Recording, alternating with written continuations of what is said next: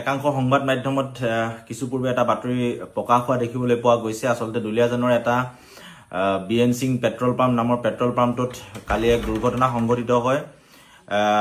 কিছু আসলতে মাৰপিট সংঘটিত হয় দুটা ফৈদৰ মাজত, আৰু সেই সময়ত মই সেই ঠাইত উপস্থিত আছিলো।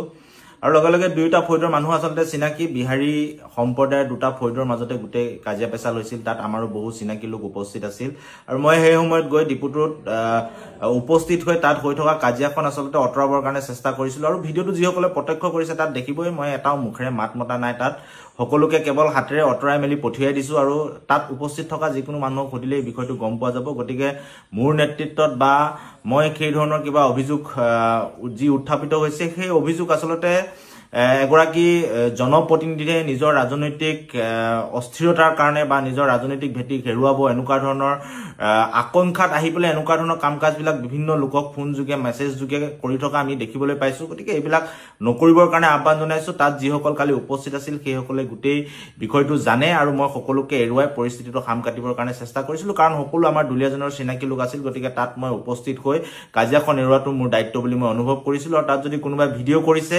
ভিডিঅ' যদি কোনোবাই প্ৰত্যক্ষ কৰিছে, তেনেহলে আপোনালোকে নিশ্চিতভাৱে দেখিব তাত মোৰ আসলতে ৰোলটো কি আছিল বা মই কি ধৰণৰ ভূমিকা তাত পালন কৰিছো। আৰু তাতোতকৈ ডাঙৰ কথা, এটা মূল কথাটো লৈ আহো। কালি ডিপুটোত উপস্থিত হোৱাৰ পিছত আটাইতকৈ ডাঙৰ কথাটো তাত জানিব পাৰিলো যে বিএন সিং নামৰ যিটো ডিপু দুলিয়াজানৰ মাজমজিয়াত অৱস্থিত প্ৰায় 1.5-2 বিঘা মাটিত, সেই মাটিখিনি কাৰ? মাটিখিনি হৈছে অইল ইণ্ডিয়া লিমিটেডৰ। আৰু সেই মাটিখিনিত ব্যৱসায় কৰি আছে কোনে? ব্যৱসায় কৰি আছে যিটো বিএন সিং পেট্ৰল পাম্প, সেই পেট্ৰল পাম্পটোৰ স্বত্বাধিকাৰীগৰাকী উত্তৰ প্ৰদেশৰ নয়দাৰ নিবাসী। তেখেতে নয়দাতে থাকে, ইয়ালৈ নাহে।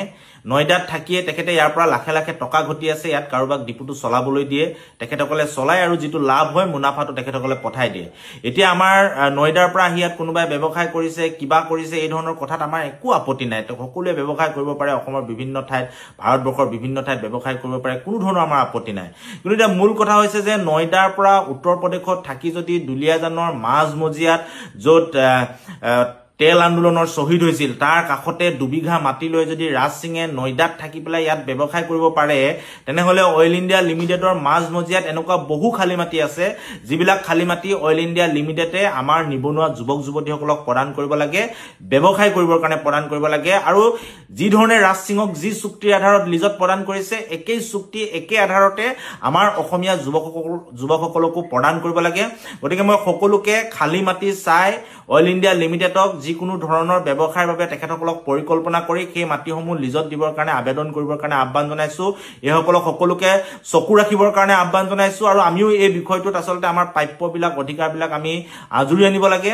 কাৰণ অসমত থাকি, অসমত থকা, অসমত বসবাস কৰা যিকোনো লোকে ইয়াত মাজমজিয়াত আহি ব্যৱসায় কৰক, মাটি অইলৰ পৰা লিজত লওক, আমাৰ ক'বলগীয়া নাই।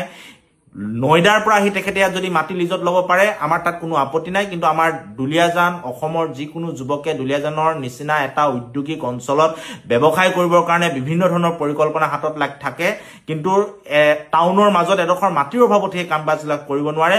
অইল ইণ্ডিয়া লিমিটেডৰ বহু পৰিত্যক্ত মাটি আছে। গতিকে সেই মাটিসমূহ ৰাজ সিঙক দিয়াৰ দৰে আমাৰ যুৱক যুৱতীসকলকো লিজত দিয়াৰ ব্যৱস্থা কৰিব লাগে, আৰু প্ৰত্যেকে ব্যৱসায় কৰি নিজে স্বাৱলম্বী হ'বৰ কাৰণে চেষ্টা কৰিব। গতিকে এই আহ্বানটোৱে মই সকলোলৈকে জনাইছো, আৰু এইখিনিয়ে আচলতে মোৰ ক'বলগীয়া কথা।